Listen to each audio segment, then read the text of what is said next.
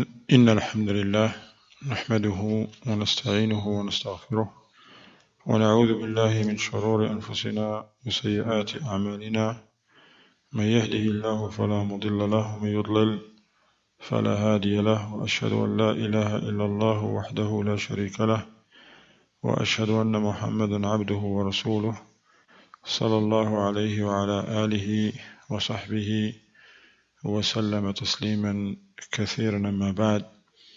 Once again, I welcome all of you. We continue reading from the book about the Hajj and Umrah, تبصير الناسك بأحكام المناسك of our noble Sheikh Al-Allama Al-Muhaddith عبد المحسن بن حمد العباد البدر حفظه الله تعالى. المواقيت المكانية والزمانية للإحرام بالحج والعمرة. In this 7th class, we're going to start learning about the مواقيت.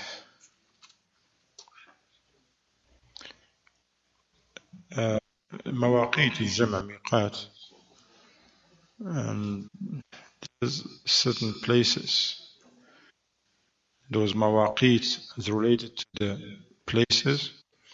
There are certain areas assigned by the Prophet ﷺ, and it is obligatory upon anyone who intending to make Hajj or Umrah that make ihram from them once he reached them or he passed by them, like those who are on a plane or on a boat and the like. They engage in a state of ihram.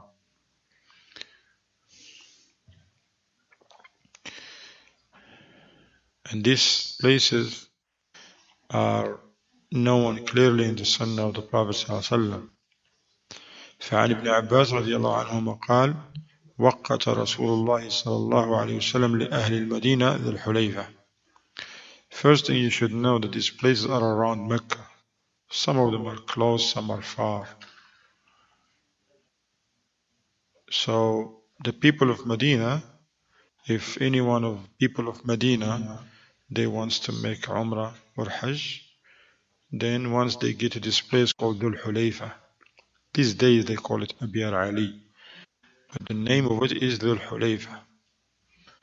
Anyone who from the people of Medina wants to make Hajj or Umrah, then they engage in a state of Ihram, to say, meaning their intention to make Umrah, and then at that time they say Labbaik Allahumma Umrah.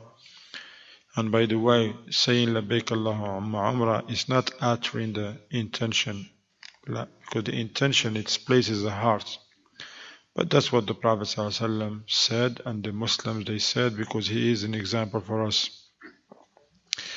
Also, the people who they not from Medina, but they visited Medina, or like some of them go from Europe, from America, from Africa, they go to Medina first. Keep in mind, visiting in Medina has nothing to do with Hajj. That's totally separate thing. Has nothing to do with Hajj. Visiting the Prophet's Masjid and Masjid Quba and spending some days or nights over there has nothing to do with Hajj. But just now, groups, they say, look, or there, they arrange. Some of them, they go to Medina first, before Hajj. Then they stay for whatever. Some stay for a couple of nights, some stay for a couple of weeks. And then they go to Mecca for the Hajj. Some other groups, they go straight to Mecca and they stay there. After the Hajj is finished, they take them to Medina. Some they go to Mecca first for a couple of nights, then go to Medina, then come back before Hajj. They do it in different ways. But just keep in mind, now we're talking about here this place that is called Dhul Hulayfa.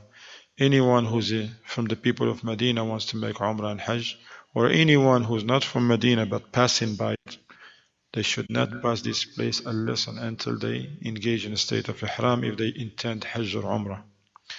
Likewise for the people of Sham and those who came from their way, from Syria and Jordan, Lebanon, Palestine, and those people who came from their way, there is Al-Juhfa. And also this is for the people of the West as well, Ahl Al-Maghrib. People from Africa, from the West, people come from Europe, people come from America, North America, and the like. They're gonna pass by this Al-Juhfa. That's their miqat. And as you know, usually those people who come from America, from Africa, from Europe, they come by plane. And if they are on the plane and going to Mecca first, then they have to assume in the ihram in the plane. Because when the plane, before it lands in Jeddah, it passes this miqat of Juhfa while you're still in the air.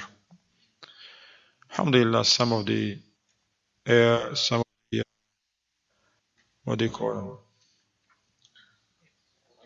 Airlines. Some of the airlines, mainly Muslim airlines, I can tell you for sure, like Saudi Arabian Airlines, Egypt Airlines, and others, they will tell you.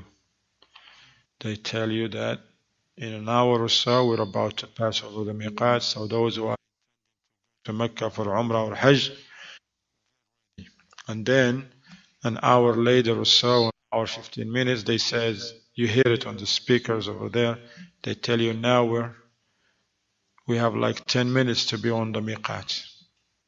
So then they says, now we're right by the miqat. They're not going to pass over the miqat, okay? Because the planes, they have their own highways to follow, but they be like on the same level, in the same line with the miqat, okay? So when they reach that, they make announcement too. Now, the ulama from the Shaykh al-Uthaymeen, he says, let's say if you travel by an airline that you may think they're not going to make those announcements, then you have to still assume the state of ihram, because now I can tell you for sure, from the time when the plane reached the miqat and we hear those announcements, it's like in 50 minutes or 45 minutes until they land in Jeddah. So you can do that like an hour before. It's like, for example, they tell you that the plane, you can ask those flight attendants, say, how long we still have? They says, oh, we have like an hour. Then you can at that moment say, labbaik Allahumma umrah, or labbaik Allahumma hajj. It's okay if you do it a little bit earlier than that because you're on a plane, okay? Now, that's what Shaykh al-Uthaymeen rahimahullah says. Likewise, for the people of Najd, the Prophet assigned for them the miqat called Qarn al-Manazil. And from the people of Yemen, Yalamlam. It is called right now As-Sa'diyah. Same way in Juhfa, people now they assume the ihram from a place called Rabigh. And also Qarn al-Manazil, which is called the Sayl al-Kabir these days. And there is another one that is called how many are these so far? We have the Hulayfa, Wal-Juhfa, Qarn al-Manazil, Yalamlam.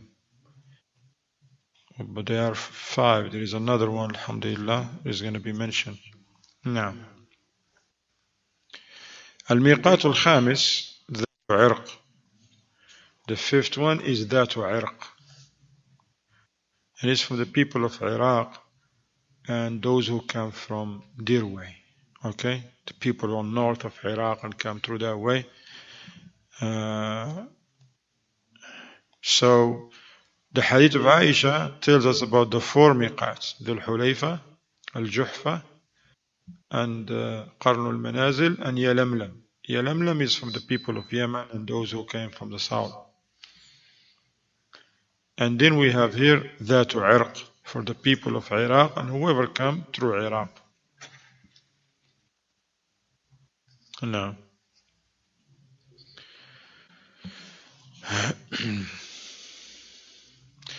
The Sheikh says, for the one who does not pass by this mawaqit, then they just pass close by, then they should assume the state of ihram when they get close by, whether they're traveling on land or by air or on the sea. Okay? وإن أحرم قبل المواقيت صح إحرامه خالف الأولى. The Shaykh said if someone engaged in a state of ihram before the miqat, it's sound, but this person is going against what is better to do, to make the intention of ihram at the miqat. And likewise, anyone who passes these mawaqit, these places, but he doesn't have the intention to make Hajj or Umrah, the ulama they mention, if such a person, for example, who is going for school to study, somebody got accepted in Mecca or Qura, but he doesn't have time because he's just gonna go straight to school and he's not doing Umrah, then these people do not engage in a state of Umrah. Okay? Likewise, somebody who's going for business or going for anything else. No. Likewise, this has another scenario. If someone passes his miqat, passes his dear miqat, but they go on somewhere else. And he gave an example. The people from Yemen now coming from south. Okay? So Yemen is to the south of Saudi Arabia. So once they get, because Yalamlam is like some 92 kilometers or something like that from Mecca, south to Mecca. So the Yemenis, whoever coming through them, they should not pass this if they go on for Hajj or Umrah until they engage in a state of Ihram from that place called Yalamlam. The Shaykh said, however, if the Yemenis Hujjaj, some of them, actually they want to go visit the Prophet's masjid first. And keep in mind now, they're coming from Yemen, from south. They're going to pass by their miqat, Yalamlam, and going to pass Mecca. They're not going to make Umrah. They're going to pass Mecca. Then they're going to go to Medina in the north. They're going to spend a couple of days in there, or more or less. Then they're going to assume an ihram from what miqat now? Huh? Dhul Hulayfa. Because that's the miqat of Ahlul Medina.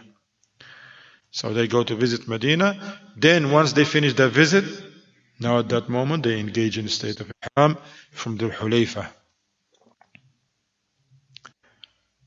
So the Shaykh said there is nothing against this person of passing. The same thing for the people that come from America, for example, or Europe. Because before you land, the plane lands in Jeddah, you already passed the miqat. The miqat of the people of the West is what? What is called? Al-Juhfa. Al-Juhfa. And that's like I told you before, the plane landed in Jeddah. So Jeddah is not the miqat from the people of Europe and North America or North Africa and the like. La. Their miqat is Al-Juhfa. So those people coming from America, that's why you, the brothers who are going from America for Hajj, you gotta ask your, what do you call them, travel agents or the people you're going with. Tell them, are we going to Medina first, Mecca first? What are we doing here? If they tell you, look, we're going to Mecca first, man, we're going straight to Mecca. We're going to go to Medina after Hajj. Or they said, look, we're going to go and spend 4 nights in Mecca first and make Umrah. And then we're going to go to Medina for another 4 nights. Then we're going to come back to Mecca for Hajj again. In this case, you need to know certain things. Number one, you need to know that you got to engage in a state of ihram. Where? In the plane. Because the plane does not stop on the miqat. He's going to pass it on the air. And it's fast. You know, planes, they be going 500 miles an hour and all that stuff, okay? And they're not going to slow down. Or they're going to go around it. They're not going to do that unless if the pilot is a nice guy. Wants to do that, I don't know. Because sometimes some planes, they do that. Not for the miqat. I've been in some trips when they told them, look, you cannot land, man. And then we'll be taking circles for an hour or something. Because they have no clearance to land for whatever reason. For whatever reason, they have no, like one of the obvious reasons is the weather. Heavy rain, storm, whatever it is. They tell, and I've been in few of those situations where Starts keep going for a circle. Sometimes they're about to run out of gas, and they have to go somewhere else, and you happen to land in another airport to just load up with gas and stuff. Anyway, so the people from America and Europe, if your people that you are going with, they told you, those are in charge of that group, they told you that you're going to Mecca first and you're going to do the Umrah, then you have to keep in mind that you're going to be engaged in a state of ihram in a plane, in that plane. Meaning that you have to have your clothing of ihram. The man, you have to have your clothing of ihram with you inside the plane. Don't put them in your luggage that you check in. Because if you put them in a luggage that you check in, and then people like 2 hours before landing, 3 hours, people start getting changed. It's like, my ihram is under. Yeah, if it's under, it's right there, under. Ain't nobody gonna go in the belly of the plane to get your luggage. Those luggage, you're gonna see it on a carousel in Jeddah airport. Alright? So those who are going to Mecca first, make sure you gotta have your clothing of ihram with you in your carry-on to take with you inside the plane. So when it is a couple hours before you land to Jeddah, then you take them and go to those tiny toilets and try to make and change, inshallah ta'ala. And you're going to say, Labbaik Allahumma Umrah on the plane. You're still on the plane, not in Jeddah. Hey, now. Likewise, those who are coming from America, like I said, or North Africa, or from Europe, West Europe, and they want to go to Medina first, they don't engage. Shaykh Muhammad Al-Magribee rahimahullah says, La. And the Shaykh, he said it too in here, for the case of the people of Yemen. Even though you're passing the miqat, but you're not going to Mecca first. So you can go straight. If you're going to Medina first, your group says you're going to Medina first, even though you're going to the plane land in Jeddah, because sometimes some planes, they go straight to Medina, especially those who have connecting flights. Some people, they go, for example, from JFK or DC or Atlanta or whatever, they go to Cairo first, then they switch a plane, but that flight goes straight to Medina, which is a good thing, very good thing in Hajj, for those who are going to Medina first. Some, they go with other, like Moroccan Airlines or Tunisian Airlines or Turkish Airlines or Qatari Airlines or Emirates Airlines or whatever. They go there first to that country, then take another plane, and they go straight to Medina. Okay? No. So this is the case, alhamdulillah. You don't have to worry about the ihram. You will do the ihram when you leave Medina, alhamdulillah. Now, as for the mawaqit al-zamaniyah, the times when you make Hajj, you don't make Hajj any time. No, there is those, meaning here, those months when Hajj is performed, especially for tamattu.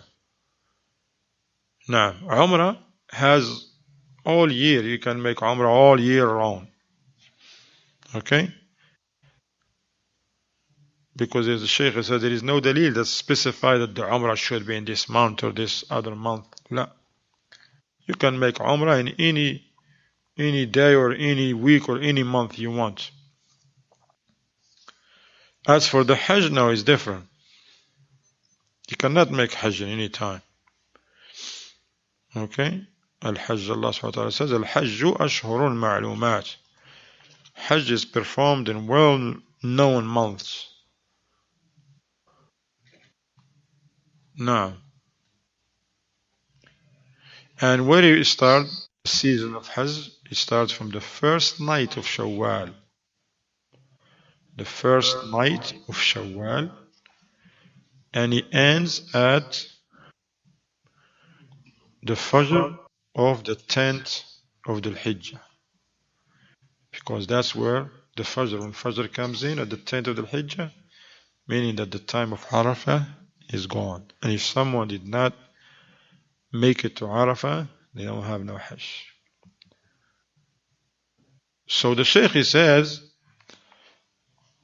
you can go make the Hajj, for example. If somebody on the night, like the Hilal was shown, they was, alhamdulillah, sighted, and tomorrow is the Eid al-Fitr, somebody caught a flight that night to go to Mecca with the intention to make Hajj, tamattu. So that person can go and make Umrah, finish it, and stay there. And he is considered mutamatti'. He stays there until the 8th of the Hijjah. The ulama, they said that if that person went in Shawwal, for example, make Umrah, and come back to his country, that it is disconnected. Okay? He's not mutamatti' anymore. But if a person go to Mecca first, and then they make Umrah, and then they take them to Medina, the Shaykh himself said it, and other ulama, Shaykh Ibn Uthaymeen bin Baz, does not break the tamattu. Does not break the tamattu. So if those people who go to Mecca first, they make Umrah, then that group take them, because this is how it's organized, they take them to Medina, and then when they come back, they're going to pass the miqat, they have to engage in the state of ihram.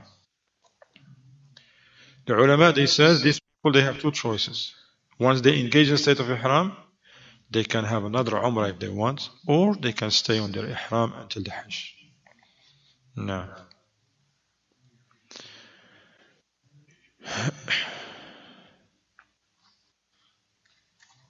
نعم. المحظورات في الإحرام.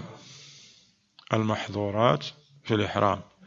Now, when you remember the Shaykh, he says, now in this small chapter here, or it's a little bit long, it's not that small, is the things that become forbidden for the pilgrim to do while they engage in a state of ihram.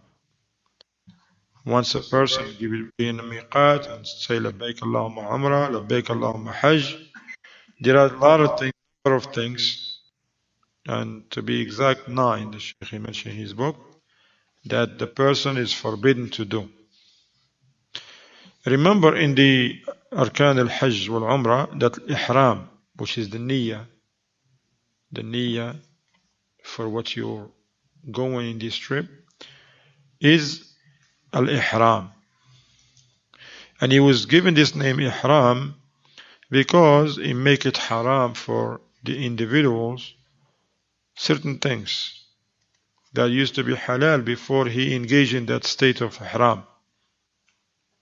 The same way he says takbirat al-ihram. What is takbirat al-ihram in salat? Which takbirah is that?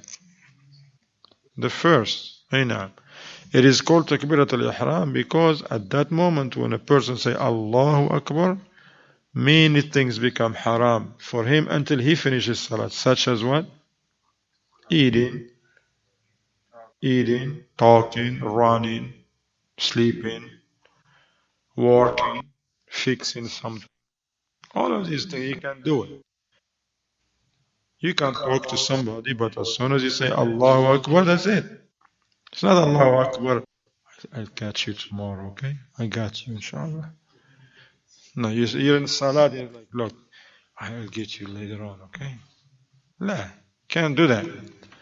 Or someone has his phone and he was like typing something, or something, I don't know.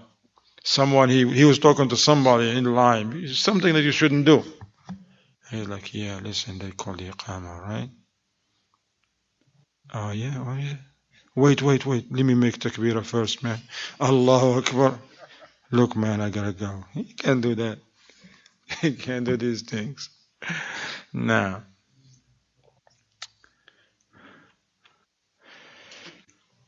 I know. So this mahdurat al-ihram, meaning that if a person say labbaik Allahumma umrah or labbaik hajj, that's it. Now, there are 9 things.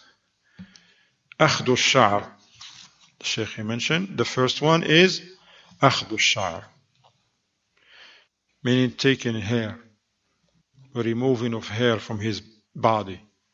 Whether from his head, he says, from his mustache, from his armpits, pubic hair, and all of the hair, he says. He says, as for lihya, it is haram to take anything from it, whether for ihram or no ihram. The men, they should let their beard grow. And some people they think now for a man to grow their beard is just a sunnah, meaning if you do it, you're rewarded. If you don't, nothing against you. That's wrong. The Prophet ﷺ has ordered men to grow their beard. So it is a command from the Messenger of Allah ﷺ. And he says, خالف المشركين أحفوا الشوارب وأوفوا اللحى. Prophet ﷺ, he says, oppose the polytheists. Trim down your mustache and leave your beard alone. Now you find some Muslims do the opposite. They shave like clean, like they say. Their beard and their mustache is like a horn or something. Big mustache, and this is something that is not right. It's from the taqlid al-a'mal al-kuffar. And the Shaykh he mentioned something like that. That's why we mentioned it. So he mentioned Zallah khair.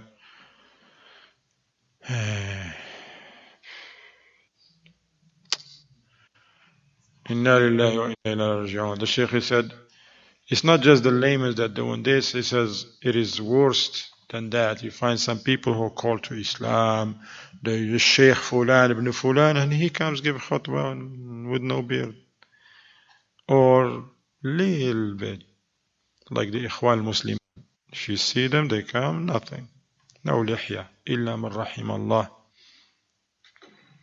No. الثاني تقييم before I move on. So, but however, it is permissible for the person in the state of ihram to take a shower, to wash his hair, to wash his beard, to comb, and if anything fall off, it's nothing. That doesn't count, okay?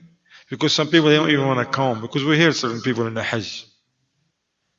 He sees somebody try to comb his beard. Okay, stop! It's like, what happened? Scared the brother. Don't, akhi, haram to brush your beard. Says so. Yeah, because if you brush your beard, some hair is going to come off. You're a muhrim. Doesn't work like that. Meaning, don't get a haircut. You don't get a haircut. You don't trim your hair. You don't pluck your armpits hair and the like. That's a sunnah. Don't say that. That's a sunnah of the Prophet ﷺ. Okay? Huh? About what? Okay. But that's still the sunnah. What I'm saying, that plucking the armpits, right? It's a sunnah, okay? Of course, those who cannot do it because it's difficult for them, they can shave, alhamdulillah. But if you're in a state of ihram, you don't do any of that. But it's permissible to take a shower, to comb your hair. It's okay. Now, number 2 is taqlim al-adfar. Number 2, from the things, once you're in a state of ihram, you cannot cut your nails, toes or fingers. You don't. That's why it is from the sunnah for a person who, before they engage in a state of ihram, they can do these things. Prepare by taking a shower, by cutting your nails if they are long. Some people, subhanAllah, they think like, look, when they hear the ulama says, when you prepare yourself for the ihram, cut your nails. Some people, they have no nails. They want to go bleed and hurt themselves. I gotta take something because the Shaykh, the book says take something. If your nails need to be cut, you cut. If there is nothing there, leave it alone. Same thing. If a person right before the state of ihram, their mustache is long, then they trim it. They trim it. But if it's already trimmed, what they do? Leave it alone. You don't have to do anything.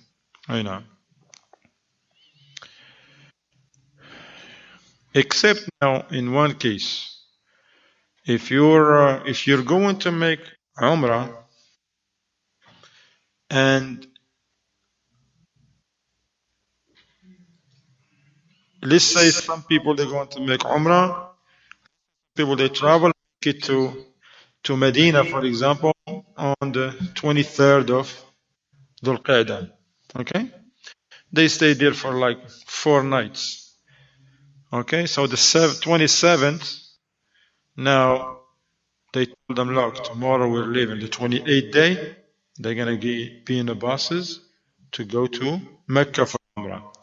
Meaning that night, It depends when they're going to travel. If they're going to travel early morning, that night before Fajr, that person will look. You see, if he has nails, they take a little bit from his nails, trim his mustache if it's needed, leave the lihya alone as we mentioned, the pubic hair, and the armpits. Alhamdulillah. Now, here is the case. Why I bring this so you can understand. Let's say some people, they went to the Medina, get there on the 29th, for example, or the 1st of Dhul Hijjah. They stay there for a couple of nights. Then the 5th of Dhul Hijjah, they tell them, okay, we're leaving. So these people too, in their hotels, they're going to prepare themselves for the Ihram.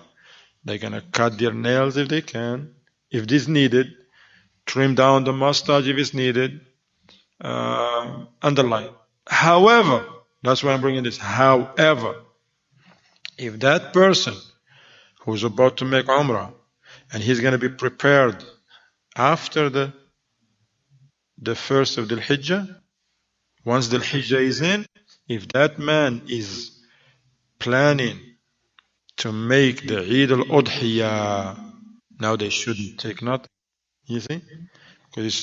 Because of the hadith of the Prophet ﷺ and Salama, إذا رأيتم هلال ذي الحجة وأراد أحدكم أن يضحي فليمسك عن شعره وأظفاره والمحرم أولى بهذا المنع من الوضح.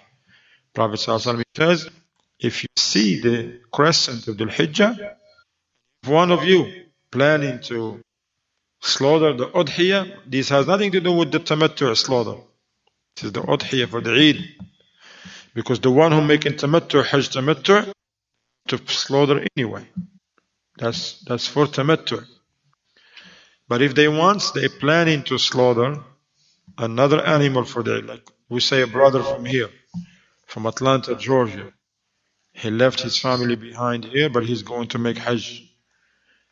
And he left money for them, or he left somebody from the community or from his family to do the Udhiyah, the Eid sacrifice on his behalf. So that brother now, he's in Hajj. If the crescent of the month of the Hijjah is being sighted, he cannot take anything from his hair or his nails, except one hair. What is it? Of the head after he finished Umrah. Okay? After he finished Umrah. Now, الثالث of this محظورات الإحرام is perfume or any type of طيب. طيب is fragrance in perfume, body oil as they say and they call them. So once you engage in State Ihram, it's no longer permissible for that muhrim to touch any fragrance or perfume, whatever it is, spray or anything in your body and also in your Ihram, clothing of Ihram. No. But it's permissible to do that before. Like you are preparing for the Ihram, when you take that shower, alhamdulillah, then at that time you can use some deodorant, alhamdulillah, put some oil on you, in your hair, or whatever. But once you say, Labbaik Allahumma Umrah, or Labbaik Allahumma Hajj al-Miqat, at that time, no more oils, put them away. That's it. You're going to see that oil, and that once you finish the Umrah, or once you finish those activities on the Hajj that allow you to come out of the state of Ihram, which we're going to learn later on, inshallah. Al-Rabi', the fourth from the things that Mahdurat al-Ihram, it is not permissible for the man to cover his head. You don't cover your head.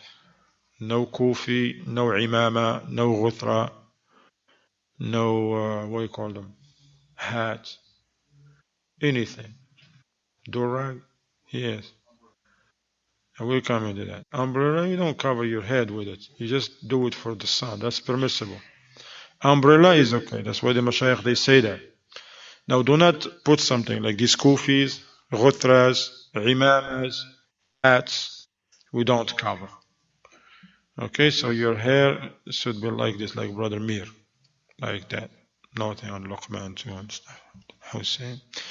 So nothing, you don't put nothing. Those who usually cover their head with kufi, imama, ghutra, they take it off. When you take it off, but the moment, labbaik Allahumma umrah, shouldn't be on your head. It's okay if you're in a hotel in Medina and you prepare you for ihram, you make sure you took this, you can still put one on you. But once you get to Dhul Hulayfa, take it off and say labbaik Allahumma umrah, you don't be covered your head. As for having an umbrella, if it's hot, it's okay. Likewise, the ulama, they said if some people wants to carry something on their head, like their luggage, it's okay, they said, because they're not wearing it. It's just using their head. Some people, that they have a habit like that. From some countries, you see it. They even put it on there and they don't even touch it. It's right there and they walk and this. Some of them even run. That thing stays right there, mashallah. I know. Especially in Africa. They do that a lot. Likewise, you can go under a tree, you can go in the. Some people, they think, la, nothing should be between your head and the sky. And that's one of the belief of the Shia, Rafida. That's why even their buses that take them to Mina stuff, they have them like convertible. So you cannot be in a bus that has a roof, because now it's something in your head. Because with the you don't have sound, understand. Now you can be in a bus, in a plane, in a train, in a car, in a home, but just don't wear anything on your head. Okay. And also the woman should not cover her face with the niqab or with anything that stick to her face, like the niqab. And also the gloves, the women.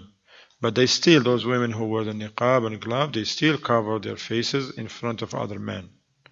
They gotta find a way to do that.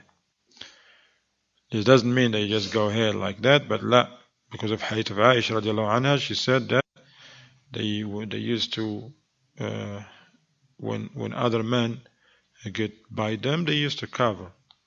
They putting their khimar down on their heads. If those non-mahram men pass them by, they uncover their. This is only for the muhrima, by the way, the woman that she's in a state of ihram. خامسا لبس المخيط للذكر. The man wearing al-makhit while in a state of ihram. And here we want to clarify a misconception, because al-makhit هنا لا علاقة له بالخيط كما يظن البعض. This word makhit here, it is a big misconception among certain people. They think that the makhit, it is anything that is stitched, has stitches. That's why when they go and want to buy an ihram, there's two pieces of cloth, they're like, I want one that is not stitched, not trimmed or nothing. Because some of them they trimmed, from to be trimmed them and stuff, what they do? They have to take them to, the machine does that. So is it stitched? No. That's not what he means with the makhit here. The makhit means something that can fit your body. Something that you can put your arms in, like this tobe. Like what else? T-shirts, shirts, pants, underpants, socks, khuf, jackets, hats, kufis, anything that can fit you. Even if it's stitched, most of them is stitched in. Now, so that's what it means with the makhir. Meaning for the men, you have two pieces to wear. You have the izar, which you wrap it around your waist, and you have the rida on top. No underwear, no pants, no nothing. Okay? Now.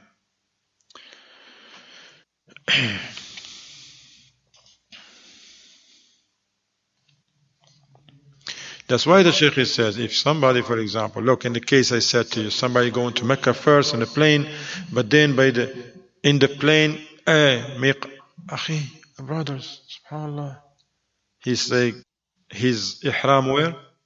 The clothing of ihram where? Under the belly of the plane, in a bin. So what this person do? He will ask the people, said anybody has an extra ihram. Somebody, they bring an extra. So if somebody have an extra clothing of ihram, they can lend him to the brother. Okay? But if they don't, nobody has, what you can do? Huh? He still have to make an intention. That's why the Sheikh says he can take his thobe, this thobe here, this thobe that is all stitches and all that, can take and wrap it around him. Or now, alhamdulillah, he can ask the flight attendants to, okay, he can borrow a couple of those blankets. Yeah, they have those blankets, you can put one on the bottom, one on top. Even though it says Saudi line on it, there's Delta. When he get to Jeddah and he get his things, he can change, inshallah, okay? No. It's permissible for the Muslim to wear the rings, watches, and the like. No. Huh? The color? No, it's better. Better they are white. They said it's better, but it doesn't matter. Another color is okay, but it's better white. Also, the Sheikh here he says, and if it's something here that is needed, like if someone has a bad knee or something, and he has to do what? Bandage or what do you call it? Spandex or something? Bandage, huh? Bandage or something around his knee or around his wrist. That's okay. Those are okay, inshallah. As for the woman, her clothing of ihram are her normal clothing she wears every day when she leaves the house. Those are her normal clothes. There is no. Some women, subhanAllah, they come from other countries. Allah musta'an. They have clothing for ihram too. In a plane, you see women too standing in front. They were wearing fine. And all of a sudden, they have some pink, some yellow, some burgundy, I don't know what colors. They all look the same. And they want to go and change. And they say, like, no, they say these are clothing of ihram. You tell them women, they don't have no clothes of ihram. They don't want to listen to you. No, the women, their clothing, the regular clothing they wear, these are the clothing of ihram. Except that those who cover their faces and their hands with gloves, they do not wear gloves and they wear not niqab. But they still have to cover them. I know. Number 7, قتل صيد البر. The muhrim does not engage in killing or hunting the game or frightening them. And alhamdulillah, in our times, we don't need that because there's fast food everywhere and food is available. But before, people, and who knows, may come a time like that when you have to go and look for some rabbit or something. People, they have to do that. They go look for the game and catch it and kill it and eat, cook it. And look at the ni'am of Allah upon us. Food everywhere, You don't have to worry about food. The hotels you go to, buffet, man. You're going to see a lot of waste, a lot of extravagance. You could cry for the waste that the pilgrims waste in breakfast and in dinner. And you got to see rice all over on the floor, on the sidewalks. They dump food, chicken, bread, rice. Allah al-Musta'an. Subhanahu wa ta'ala. Number 7, عقد النكاح سواء كان العاقد زوجا أو وليا وكذا الخطبة. Once you're in a state of ihram, you cannot get married. You don't marry someone off and the like, and you don't propose to any woman. You do that before ihram or after you finish what you do in ihram for. الثامن والتاسع, the 8th and the 9th, الجماع والمباشرة. If someone has his wife with him, then it's permissible for him to enjoy his wife during the trip. But however, if they engage in a state of ihram, it's not permissible. Once they are in a state of ihram, at that moment, intercourse or anything that may lead to it, then that's not permissible until he finished what he made the intention of. For example, if a person made the intention for Umrah, then his wife, of course, he stays with him, he takes care of her. He's not going to tell her, look, you don't know me, I don't know you, I see you after Umrah, okay? And it's not the case. He's still his wife, he's responsible of her, he take care of her, she stay with him, he stay with her, everything, be nice to her. Prophet ﷺ says, the best of you are those best to their wives, right? I know, be nice, be kind. خيركم خيركم لأهله يقول رسول الله صلى الله عليه وسلم. But then no intercourse, nothing, no, and anything that may lead to that. مقدمات. When that may happen? After they finish Umrah. Once they finish Umrah, alhamdulillah, now, let's say they're in the state of I know.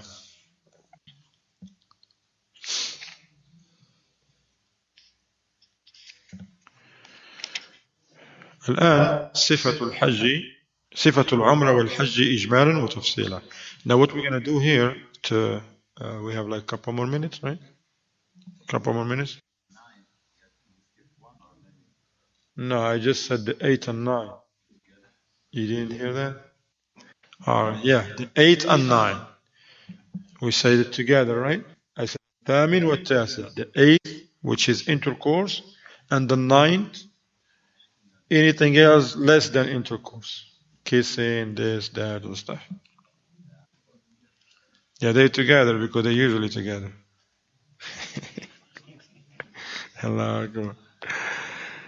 صفة العمرة والحج إجمالا وتفصيلا.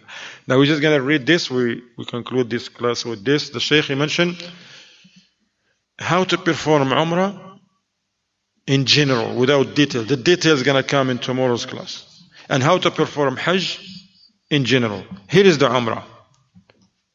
This is what Umrah is about for those who don't know. Umrah is that you make the intention for Ihram, for Umrah in the miqat, and once you make it to Mecca, you make tawaf around the Kaaba, and you make sa'i between Safa and Marwa, and you shave, or which is better, or you trim your head. For the man and the woman take the length of the tip of a finger. That's Umrah in general. Ihram from the miqat, tawaf around the Kaaba, sa'i between Safa and Marwa, and the shaving or the trimming. Okay, that's it. As for the Hajj in general, is that also you make the intention on the 8th of the Hijjah for the Hajj. You go to Mina, spend the night, go to Arafat, stay there until Maghrib, come back and spend the night in Muzdalifah, and then do Jamrat al-Aqaba on the Eid, shave your head.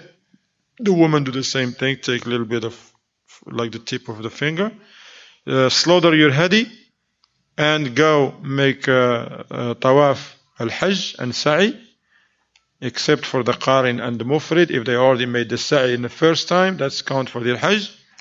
And then you spend the night, the 11th and the 12th, to do the Jamarat al-Aqaba, all of 3 of them, or for the ones who want to do the 13th, and then you do Tawaf al-Wada', that's Hajj. Okay? So Mina, Arafat, Muzdalifah, Mina again, Jamarat al-Aqaba, Mecca, Tawaf and Sa'i, Al-Halq, and Hadi. Then you spend 2 nights or 3 nights in the 11th, 12th, or the 11th, 12th, 13th in Mina, Ayyam al-Tashriq, to do the Jamarat, 3 of them. Tawaf al-Wada', Hajj is complete. Okay? As for the tafsil, that's what we're going to do tomorrow. Tafsil meaning the details. We're going to do that tomorrow. هذا وصلى الله وسلم على محمد وعلى آله وصحبه وسلم تسليما كثيرا.